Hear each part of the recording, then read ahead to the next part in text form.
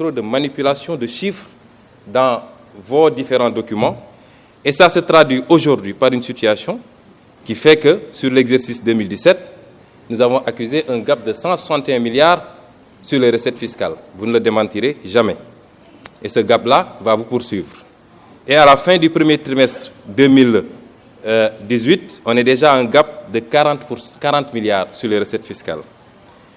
Ensuite, nous avons, et nous l'avons démontré, puisque personnellement j'ai saisi le FMI et je vous en ai fait ampliation, que sur les années passées, vous avez fait un dépassement de l'ordre de 216 milliards sur les ressources extérieures. Et c'est extrêmement gravissime, ça veut dire que tous les chiffres que vous nous donnez, nonobstant votre rengaine habituelle sur les notations ou je ne sais quoi, tous les chiffres sont faux. Et voilà les causes de la difficulté de trésorerie, malgré les dénégations. Et ça conduit à quoi? Ça conduit à une frénésie de l'endettement, 61% sur le PIB. C'est inadmissible pour le Sénégal. Parlons des eurobonds. 100 milliards en 2009, 250 milliards en 2011, 250 milliards en 2014, 660 milliards en 2017 et 1184 milliards aujourd'hui. Et vous nous dites que vous n'avez pas de difficulté. Pourquoi cette frénésie de l'endettement? Pourquoi, dans le cadre de cette loi de finances-là, vous êtes encore dans cette dynamique de créer toujours et encore des taxes? Mais si on examine les 3 taxes que vous créez, prenons la première, la taxe spéciale du secteur des télécommunications. Elle vient remplacer une autre taxe de la même nature qui a été votée ici il n'y a même pas un an, en 2017. Qu'est-ce que vous avez changé? Puisque vous n'osez pas affronter les multinationales de télécommunications, vous leur donnez la possibilité de déclarer trimestriellement, ce qui est une violation de l'égalité des contribuables devant la loi. Parce qu'en matière de TVA, la déclaration elle est mensuelle dans tout le code général des impôts. Vous avez reculé parce que les entreprises de télécom avaient dit qu'ils ne paieront pas.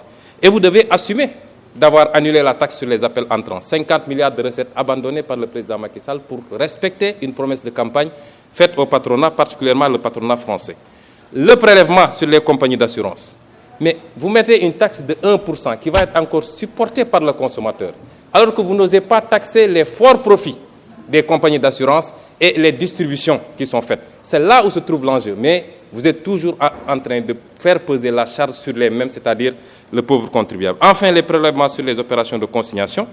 Monsieur le ministre, nous savons que ce prélèvement est taillé sur mesure pour la société de droit suisse qui s'appelle Adax Energy, qui fait l'objet aujourd'hui d'un redressement de 100 milliards fraude fiscale sur ces opérations-là. Et nous suivons de très près l'arbitrage qui est sur votre table, parce que nous savons que cette loi, elle est taillée sur mesure pour cette société. Et voilà que le président Macky Sall, sortant de son sommeil de Lyon, décore cette même société de l'ordre national du Lion. Les multinationales viennent ici, elles fraudent, elles grugent le fisc, mais on les décore après de l'ordre national du Lion. C'est très bien fait, et puis on avance. Et comme d'habitude, parce que ce qu'on ne dit pas assez, c'est que cette société est impliquée dans le scandale de la SAR avec les 8 navires qui ont été commandés sans passer par le conseil d'administration. 400 milliards, vous êtes très informés de ce dossier. Et c'est cette société qui est décorée aujourd'hui, et cette société qui mérite qu'on lui présente, qu'on fasse une loi spéciale, que nos 20 députés vont voter. Il y a une plainte aujourd'hui à Londres et une plainte au Sénégal. Notre Assemblée nationale aurait dû s'autosaisir si elle était digne de son nom.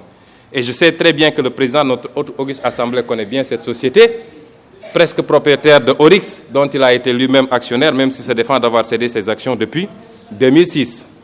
Voilà ce qui se cache derrière cette loi de finances rectificative et comment le Sénégal est géré sous Macky Sall, c'est-à-dire c'est les lobbies, c'est les amis, c'est les intérêts et c'est la famille. C'est ça la gestion du Sénégal.